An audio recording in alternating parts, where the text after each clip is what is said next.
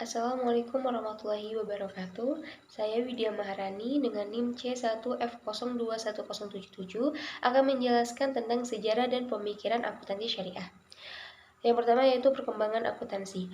Pada awalnya, akuntansi merupakan bagian dari ilmu pasti, yaitu bagian dari ilmu pengetahuan yang berhubungan dengan masalah hukum alam dan perhitungan yang bersifat memiliki kebenaran absolut.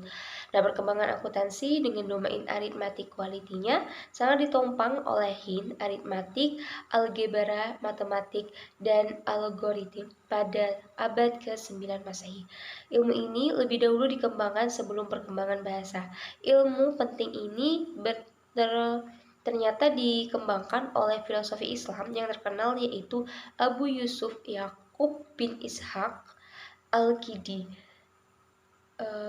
Al-Khazimi mengenalkan sistem nomor desimal dan angka share atau nol seperti yang kita pakai sekarang atau yang disebut angka Arab dan sudah dikenal sejak 874 Masehi dan sudah diakui oleh Hendrik penulis buku Accounting Theory sebagai sumbangan Arab Islam terhadap akuntansi. Selanjutnya sejarah akuntansi. Akuntansi merupakan salah satu bentuk profesi tertua. Nah, dari sejak zaman prasejarah, setiap keluarga memiliki perhitungannya sendiri untuk mencatat makanan dan pakaian yang harus mereka persiapkan dan mereka gunakan pada saat musim dingin. Ketika masyarakat mulai mengenal adanya perdagangan, maka pada saat yang sama mereka telah mengenal konsep nilai atau value dan mulai mengenal sistem moneter atau monetary system.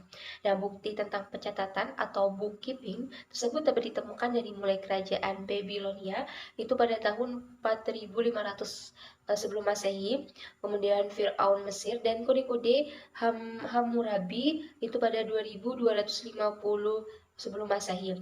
Bagaimana ditemukan adanya kepingan pencatatan akuntansi di Ebala Shira Utara. Kelanjutannya kemudian Luca Pacioli itu sebagai bapak akuntansi modern bukanlah orang pertama yang menemukan double entry bookkeeping system. Ini karena pada awal abad ke-13 perdagangan antara Venice dan Genoa muncul setelah jalur perdagangan antara Timur Tengah dan Mediterania itu dibuka. Nah, bahkan pada tahun 1340, bendera kota Masri membuat catatan dengan 2 entry. Luca Pacioli juga mengakui bahwa peristiwa yang terjadi di Venice 100 tahun sebelumnya membentuk tulisannya. Kemudian Hendricks menyatakan bahwa penggunaan angka Arab sangat membantu perkembangan akuntansi. Peradaban Arab telah memiliki metode pencatatan akuntansi, bahkan bisa menjadi pelopor. Bangsa Arab pada masa itu telah memiliki administrasi yang maju menggunakan buku besar umum, kemudian jurnal umum, buku kas, laporan periodik, dan penutup buku. Selanjutnya perkembangan akuntansi syariah itu ada dibagi menjadi dua, yaitu yang pertama pada zaman awal perkembangan Islam. Rasulullah SAW pada awal perkembangan Islam itu menjabat sebagai kepala negara, ketua Mahkamah Agung, mufti besar, panglima perang tertinggi dan penanggung jawab administrasi negara. Kesektariatan masih sederhana pada akhir tahun ke-6 Hijriah. Nah, tradisi perdagangan Arab itu melibatkan 2 kali perjalanan khalifah perdagangan. Itu musim dingin ke Yaman dan musim panas itu ke Asyam. Perdagangan berkembang hingga ke bangsa Eropa, terutama setelah penaklukan Mekah. Rasulullah itu mendirikan Baitul Mal pada abad ke-7 sebagai respon terhadap kewajiban zakat, jizyah, dan kharaj serta perluasan wilayah di mana seluruh penerimaan itu dikumpulkan secara terpisah dengan pemimpin negara dan baru akan dikeluarkan untuk kepentingan negara. Nah, meskipun pengelolaan Baitul Mal masih sederhana, Rasulullah itu telah memilih petugas itu kadi, sekretaris, dan pencatatan administrasi pemerintahan dengan total 42 orang yang dibagi dalam empat pembagian tugas, itu sekretaris pernyataan, kemudian sekretaris hubungan dan pencatatan tanah, sekretaris perjanjian, dan sekretaris peperangan.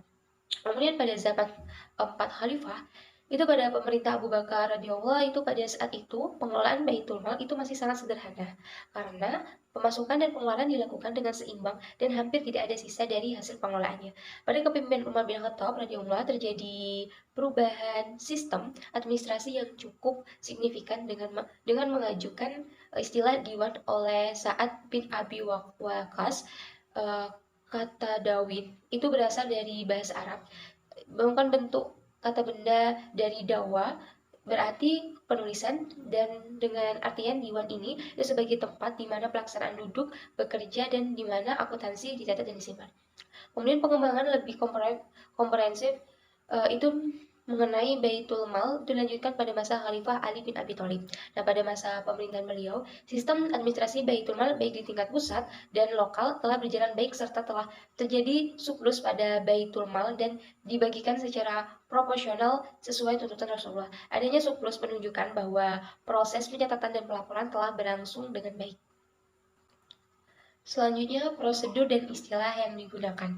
Prosedur yang digunakan adalah yaitu yang pertama, transaksi harus dicatat setelah terjadi. Kemudian, transaksi harus dikelompokkan berdasarkan jenisnya. Kemudian yang ketiga itu penerimaan akan dicatat di sisi sebelah kanan dan pengeluaran dicatat di sebelah kiri. Nah, sumber-sumber penerimaan itu harus dijelaskan dan dicatat. Kemudian yang keempat itu pembayaran harus dicatat dan diberikan penjelasan yang memadai di sisi kiri halaman kutip 3 dan 4 itu di atas memberikan penjelasan awal dari debit dan kredit.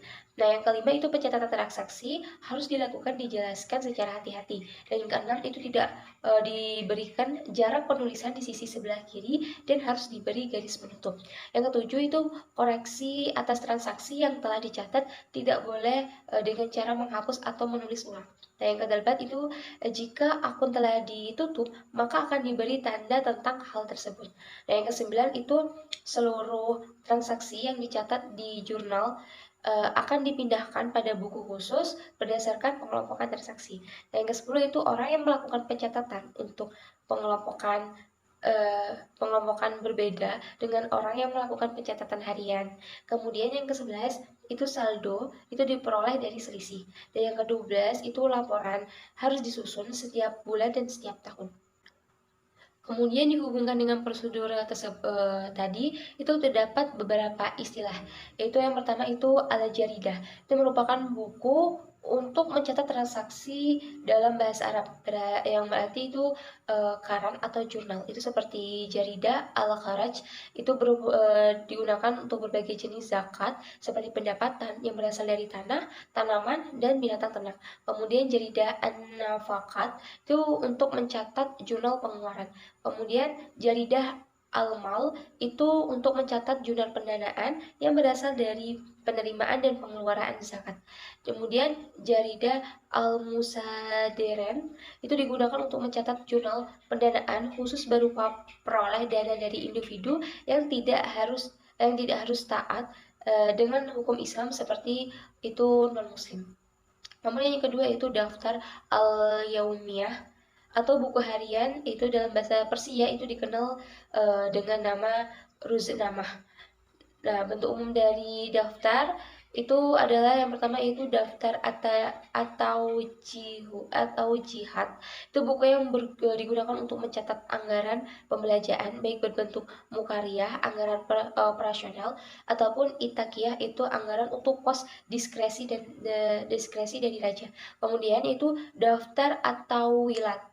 At-tahwilat itu digunakan untuk mencatat keluar masuknya dana antara wilayah dan pusat pemerintahan.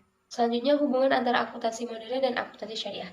Perkembangan ilmu pengetahuan termasuk sistem pencatatan pada zaman dinasti Abbasiyah itu sudah sedemikian maju. Sementara pada kurun waktu yang hampir bersamaan, itu Eropa masih berada dalam periode The Dark Age. Di sini kita dapat melihat bahwa ada hubungan antara Luca Pacioli dan akuntansi Islam. Nah, hal ini dibuktikan sejak tahun 1202 Masehi.